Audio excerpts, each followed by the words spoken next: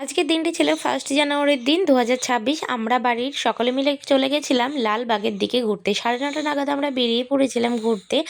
আর এসে কিন্তু আমরা ১ম এ একটা করে হাতে সবাই ডাব নিয়ে নিচ্ছিলাম। কারণ আমার ডাব খেতে ভীষণ ভালো লাগে। আর ওখানে ডাবটা বেশ ভালোই লাগছিল খেতে, তাই সবাই নিয়েছিল।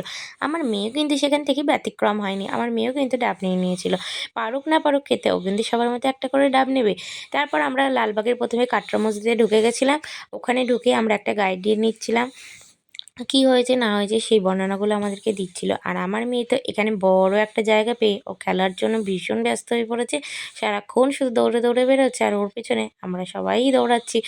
আর এইদিকে আমরা মেয়ের সাথে কটা ক্লিপ নিয়ে নিচ্ছিলাম ছোট ছোট।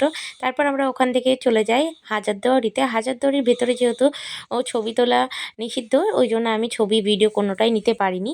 তারপর ওখান থেকে আমরা বেরিয়ে গেছিলাম হাজারদুয়ারি যে হোটেল অ্যান্ড রেস্টুরেন্ট আছে সেখানটাতে।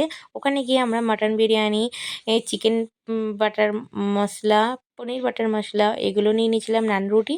তারপর ওখান থেকে খাওয়া-দাওয়া করে আমরা চলে এসেছিলাম মতিঝিল পার্কে। মতিঝিল যেখানে পার্ক ছিল সেখানটায় গিয়ে আমার মেয়ে সবথেকে বেশি মজা পেয়েছে। কারণ ও বাড়ি থেকে বলেছিল যে, "মা আমি কিন্তু টয় ট্রেনে চাপবো, দোলনায় চাপবো, সুড়সুড়িতে চাপবো" এতগুলো বায়না করেছিল। তারপর সেখানে আমার মেয়েকে টয় ট্রেনে চাপানো হয়েছে।